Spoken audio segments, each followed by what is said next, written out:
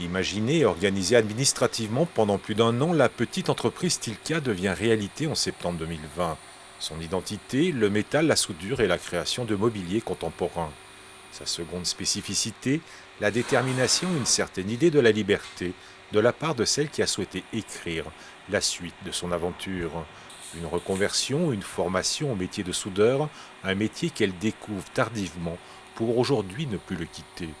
Dans son atelier, elle complète son travail de création par des missions qui lui sont confiées, des missions ponctuelles qui lui garantissent de pouvoir, à son rythme, développer son entreprise. L'idée, c'est de faire un métier adapté à ce que je suis et ce que j'aime faire. J'aime le contact avec les gens, j'aime fabriquer avec mes mains, j'aime vendre. L'autonomie, la liberté et la création, j'avais envie de créer. Je travaillais en industrie et j'avais envie de créer des choses que j'avais envie de créer, que j'avais imaginées.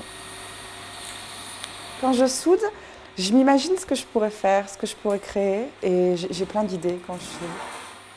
Le silence quand on soude, la fusion de la matière et cet environnement, quand on baisse la cagoule, c'est tout noir, ça fait rêver.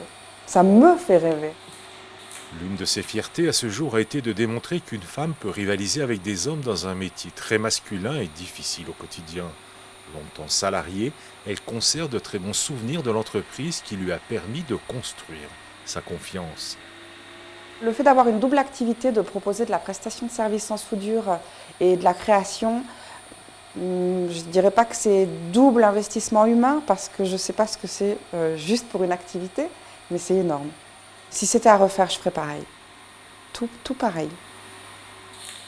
Malgré son jeune âge, l'entreprise Stilka prend lentement son envol.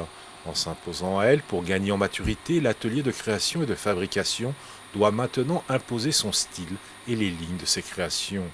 La soudure, quant à elle, depuis longtemps maîtrisée, est devenue son art dans la continuité de l'exigence de son métier.